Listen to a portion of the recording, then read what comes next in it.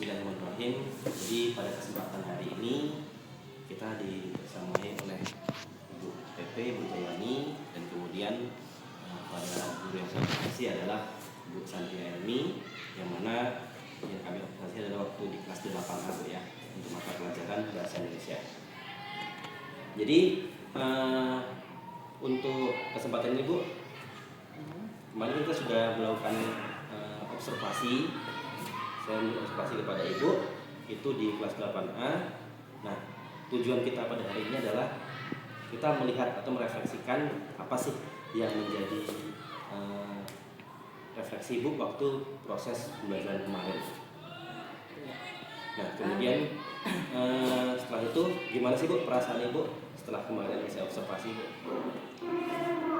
Ya, ini ya, yang namanya kita melaksanakan pembelajaran tentu ada positif negatifnya. Yang pertama, waktu dalam pelaksanaan pembelajaran kemarin yang kita lakukan itu dengan teknis kita lebih kepada gaya belajar strategi kan. Nah, dalam hal ini ya saya sangat senang gitu ya, karena terlihat anak-anak juga terlihat antusias, walaupun masih ada beberapa di sana sini masih ada kekurangan ya, kita harap maklum. Anak ini juga istilahnya masih hal baru buat anak-anak. Mereka dikelompokkan dengan cara-cara berbeda gitu kan. Jadi ada yang kepo, ada yang ya gimana gitu ya, paham sendiri lah. Nah, jadi di sini saya sedikit permasalahan di sayanya itu adalah membangkitkan semangat anak. Nah itu. Cuman ya itu tadi, karena kita ingin anak itu bagus, tetapi karena anak kan bukan sendiri gitu. Sekian kelompok, ada 6 kelompok itu dibagi menjadi gaya belajar 3 kelompok. Nah, jadi untuk memantau anak kesini-sini itu waktunya itu.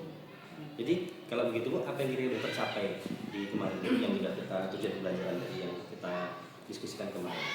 Kalau untuk hasil ya, untuk pelaksanaannya setelah dilakukan kegiatan diskusi kelompok itu, nah itu kalau tujuan pembelajarannya kemarin itu sebetulnya hanya ada 2 ya sebenarnya yang ingin dicapai, yaitu anak memahami apa itu iklan, kemudian yang kedua anak bisa membedakan jenis-jenis iklan berdasarkan tujuan. Nah, dalam hal ini kalau secara hasil itu sudah tercapai, tetapi ada yang belum tercapai menurut pribadi saya dari konsep penilaian proses. Karena di proses masih ada beberapa anak yang masih bingung, ini ngapain sih? Nah gitu. Padahal saya udah usaha gitu ya, ngasihkan instruksi, ini loh nak, di kelompok ini nanti kita harus melakukan ini sesuai dengan gaya belajar mereka. Tapi pada akhirnya karena entah itu waktu ya, karena memang kemarin tuh kepepet betul waktu. Kendalanya di waktu itu. Karena anak-anak lagi asik gitu sebenarnya. Jadi berapa persen kira-kira Bu untuk ya, pencapaian ini? Kalau boleh saya katakan, ya kalau saya bilang 95% kayaknya sombong kali gitu ya. Kayaknya 85-90 tercapai kalau untuk tujuan pembelajaran. Untuk kesulitan siswa kira-kira apa Bu? Untuk kesulitan siswa di sini sepertinya gini ya. Dalam pengelompokan gaya belajar anak ini kan kita berdasarkan hasil dari tes diagnostik yang sudah dilakukan jauh-jauh sebelumnya. Jadi saya pun mengelompokkan siswa itu berdasarkan ya sesuai dengan jawaban mereka. Tetapi ternyata ada anak yang sebenarnya dia itu cocoknya bukan di kelompok itu ternyata. Tetapi dia lebih kayaknya kemarin itu dia lebih senang ke kinestetik. Ternyata di kinestetik itu mereka justru nggak cocok. Nggak sesuai Bu ya. Nah di situ. Nah, jadi sepertinya butuh evaluasi ulang lah. Kalau dari Ibu kan itu kan dari siswa Bu. Kalau dari Ibu kan pasti ada kesulitannya juga. Kalau dari Ibu apa sih kesulitannya? Ya kalau dari saya terus terang ya waktu itu tadi. Waktu. Saya kalau bisa mungkin ngajar 4 jam gitu ya baru baru asik gitu. Tercapai keinginan, karena di situ pun juga kita ingin anak ini kan tidak hanya di masalah gaya belajar mereka untuk mencapai tujuan, tapi menggali kemampuan emosional mereka. Jadi di sini saya lebih cenderung ke sana. Kenapa? Karena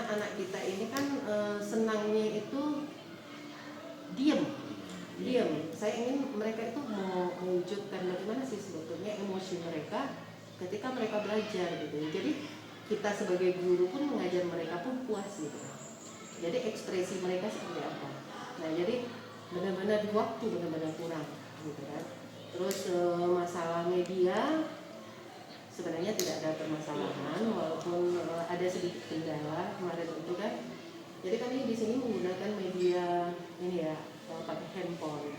Jadi kita ada grup WA untuk membagi mereka berkelompok dan membagikan media berdasarkan gaya belajar mereka itu handphone. Ya walaupun ada sedikit kendala tapi itu tidak menjadi suatu hal yang Ada kemarin yang nggak bawa itu Bu. Iya, bukan nggak bawa, nggak ada kuota. Nggak ada kuota. Solusinya kira-kira Bu? Tadi kan ada permasalahan waktu, terus dari ya permasalahan HP tadi Bu ya. Ada solusinya nggak Bu kira-kira? Ya kalau untuk permasalahan solusi ya menurut saya seperti ini sih. Kalau berikutnya mungkin tidak sebanyak itu yang saya tujuan pembelajaran mungkin dikurangi gitu. Jadi di tujuan pembelajaran betul-betul kita capai satu dulu gitu kan. Jadi nggak karena kemarin itu masih pemula juga. Jadi berharapnya itu dalam rancangan saya kemarin itu kan itu tercapai semua gitu kan. Nah walaupun pada dasarnya di hasil tercapai, tetapi pada prosesnya tidak tercapai, tidak sesuai dengan yang saya inginkan gitu. Saya ingin mereka aktif semua.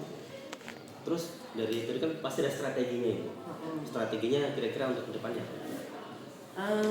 Untuk saat ini yang terpikir sama saya strateginya itu mungkin nanti akan dibagi kelompok lagi berdasarkan benar-benar berdasarkan dari analisis ya. Kalau kemarin kan berdasarkan hanya jawaban dari siswa, kita belum analisis mereka benar atau tidak ya. Jadi ke depan saya harus lebih jeli lagi untuk menganalisis gaya belajar siswa ini, baik itu dari segi gaya belajar yang mungkin ya tiga yang terutama ya.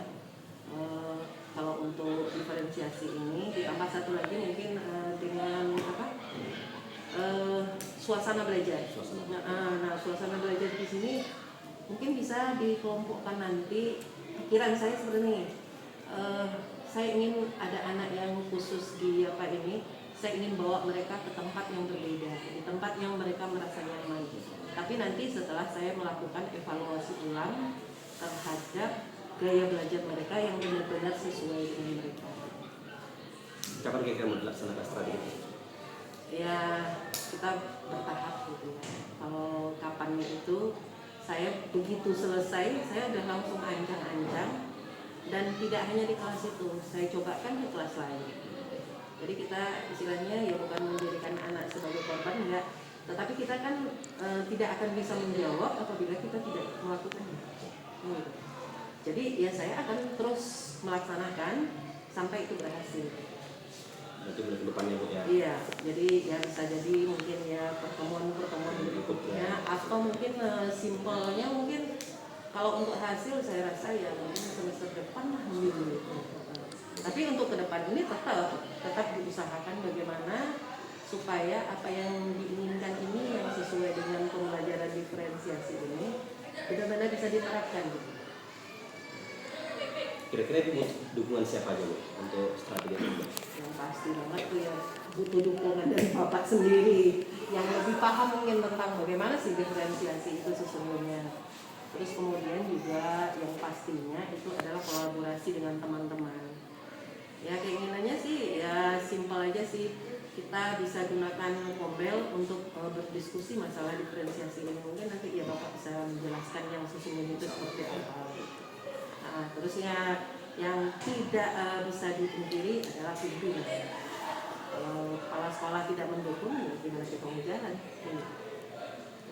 Jadi gimana Ibu kesimpulan observasi kita nih Bu? Ya, kesimpulannya sih di satu sisi ya kita tuh take and give gitu ya, saling butuh. Jadi apapun yang kita lakukan sebelum dan sesudah itu tetap harus membawa hasil yang positif kan gitu. Jadi kesimpulannya untuk pembelajaran diferensiasi ini dan ditambah dengan kemampuan emosional, sosial emosional ini sepertinya sangat penting diterapkan kepada siswa kita, yang tentunya tidak lain dan tidak bukan juga wajib masalah disiplin positif tetap. Nah ini kita memang nggak bisa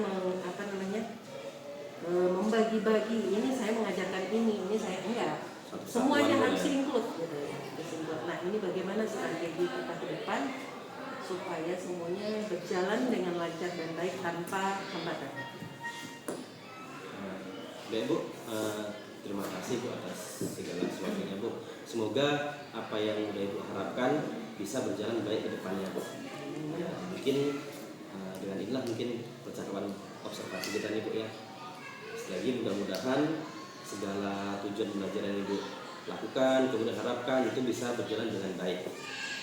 Kemudian terima kasih juga sudah menjadi guru yang saya observasi Bu. Mudah-mudahan di kedepannya kita bisa bekerja sama lagi Bu.